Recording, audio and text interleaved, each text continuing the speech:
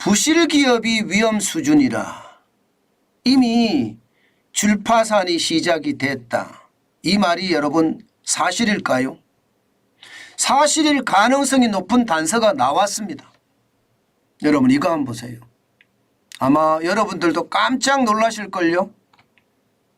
4년 새 부실기업의 부실액 증가율입니다. 일반적으로 부실기업이라고 할 때는요, 부도 확률이 10% 이상 되는 기업, 부도 확률이 10% 이상 되는 기업, 이 기업을 부실기업이라고 합니다. 그런데 그 기업의 부실액 증가율이 말입니다. 134.1%입니다. 엄청나게 늘어났죠. 4년 사이에. 4년 사이에 134.1%가 늘어났다는 건 여러분 조용한 파산 내지는 줄파산이 시작이 된다는 뜻이에요. 게다가 부실기업의 부실액을 조사한 조사 기관을 한번 보세요, 여러분. 조사 기관을 보면 한국금융연구원입니다. 국책연구기관입니다. 국책연구기관에서 이 조사를 했다는 것은 여러분, 또 이렇게 조사를 했다는 것은 굉장히 부실에 대한 위험을 경고하는 것이라고 저는 생각을 합니다. 그 정도로 우리 기업의 상황이 진짜 좋지 않아졌다는 이야기입니다. 좀 구체적으로 보실까요? 구체적으로 보시면 여러분도 더 놀라실 거예요. 보세요. 2018년만 하더라도 부실기업의 부실액은요 91조였습니다. 여기에서 말입니다. 91조라고 이야기하는 부실기업은요 부도 확률이 10%를 초과하는 기업을 말하는 거고요. 또 부실기업을 조사한 그 내용은요 실제로 말입니다. 코스피나 코스닥, 코넥스, 쉽게 말하면 상장 기업들이죠. 그 다음에 외관법인. 외관법인이라는 것은 아무래도 기업의 어떤 형태나 성장성이나 이런 게 좋기 때문에 외부 감사를 반드시 받아야 되는 기업을 말합니다. 외관법인 중에 비금융기업을 포함했습니다. 금융기업은 빼내고 그럼 3만 5천 개에 대해서 분석해서 조사를 한 거거든요. 3만 5천여 개. 그런데 올라가는 거 보세요. 나름대로 좋다고 하는 기업들을 조사를 했는데 2018년엔 91조, 2022년에는요 213조입니다. 213조. 적지 않죠. 적지 않습니다. 이게 특히 많이 늘어난 게 지금 91조가 2018년, 2019년에 114조예요. 굉장히 빠르게 늘어나죠. 굉장히 빠르게 늘어납니다. 이게 거의 말입니다. 23조가 늘어났으니까 굉장히 빠르게 늘어나요. 그럴 수밖에 없을 거예요. 최저임금이 이때 엄청나게 올랐잖아요. 2018년만 하더라도요 16.4%가 올랐고요. 2019년에 10.9%가 올랐습니다. 그러니까 부실기업은 더 커집니다. 이제 114조에서 148조. 그러면 단순하게 보더라도 34조가 늘어났죠. 34조. 34조가 늘어났는데 2020년에서 2021년에는 폭발적으로 늘어났습니다. 52조가 늘어났어요.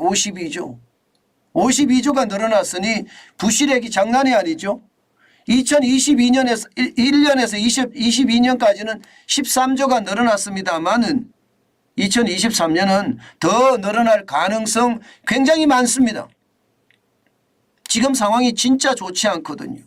문제는 총액 규모가 너무 큰 거예요. 총액 규모가 213조나 된다는 것은 여러분 굉장한 충격이 올 수 있다고 생각해요. 굉장한 충격. 저는 그것이 말입니다. 한국금융연구원, 정부의 국책기관이 정부한테 하고자 하는 말인 것 같아요. 지금 부실기업 심각하니 지금 부실기업 제대로 처리 못하면 금융위기 터진다. 이렇게 지금 이야기하고 있는 것 같습니다.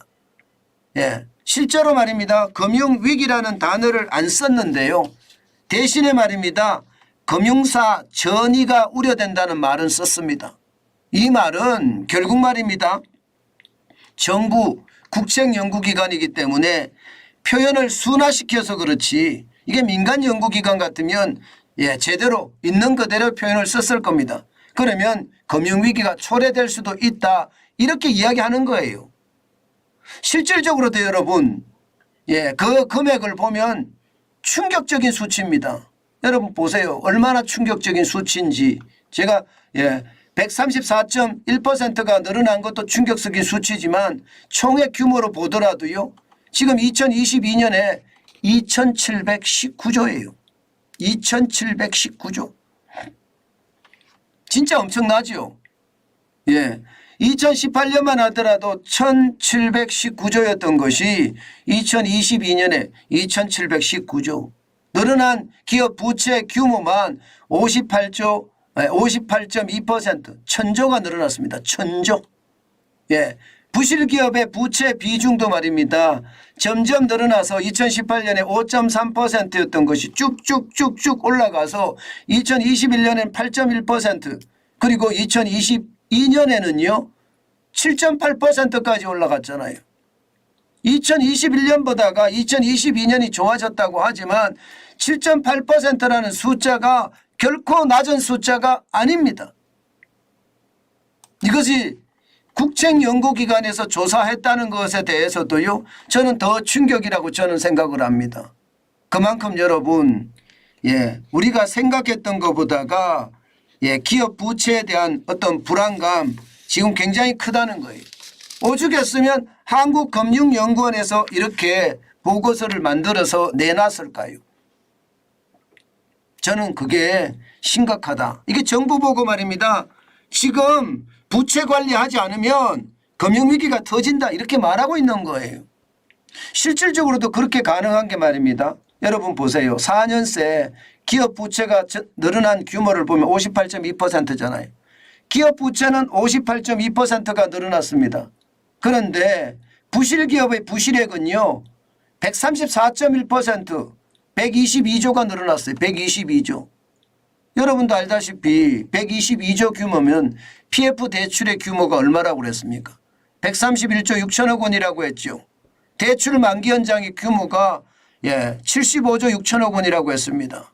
지금 부실기업의 부실액이 122조 이렇게 늘어나고 전체가 213조라 그러면요. 이 기본적으로 말입니다. 대출 만기 연장 75조도 뛰어넘고요. 여기에다가 부동산 PF 대출 131조 6천억도 뛰어넘습니다. 213조니까. 부실기업들이 말입니다. 파산으로 이어지는 것은 시간의 문제일 수도 있다고 생각을 합니다. 경기가 좋아지면 그나마 다행입니다. 경기가 좋아지면 이 부실기업이 다시 건전기업으로 다시 태어날 수도 있습니다. 그러나 지금 상태를 보면 말입니다. 이게 도저히 불가능할 것 같아요. 도저히 불가능할 것 같아요. 그 정도로 말입니다. 부실기업의 상황이 어려워진다는 이야기고요. 지금까지 가계부채에 대한 어떤 충격이 커진다. 이런 얘기는 굉장히 많이 나왔었잖아요. 그런데 지금 나오는 걸 보면 이게 그뿐만이 아니구나. 이제는 기업 부채에 대한 우려감도 나오는구나. 저는 그렇게 생각합니다. 여러분, 제가 충격적으로 받아들이는 것은요. 국책연구기관에서 기업 부채를 지금 꺼냈다는 사실이에요. 저는 그 자체만 하더라도요. 그만큼 말입니다. 우리 경제의 위험성이 커졌다. 가계부채에 대한 것은 지금까지 여러 번 나왔습니다. 아마 여러분들도 기억하실 거예요. 가계부채 터지기 일보 직전이다. 9월의 위기다. 이런 얘기까지 나올 정도로 가계부채에 대한 위험성이 계속 나왔습니다. 그런데 지금 현재 말입니다. 상황이 기업부채까지 나온다는 것은요. 우리나라의 부채가 얼마나 위험한지를 저는 제대로 알려주는 상황이라고 생각합니다. 그 정도로 상황이 저는 좋지 않다고 봐요. 좋지 않다고. 그만큼 말입니다. 이게 위기라는 게 저는 결국 말입니다. 부채의 위기는 점점 더 국책연구기관뿐만 아니라 민간에서도 나올 것 같고요. 그러면 민간에서 나오고 이러면 그의 충격이라는 게 자꾸 커진다는 거거든요.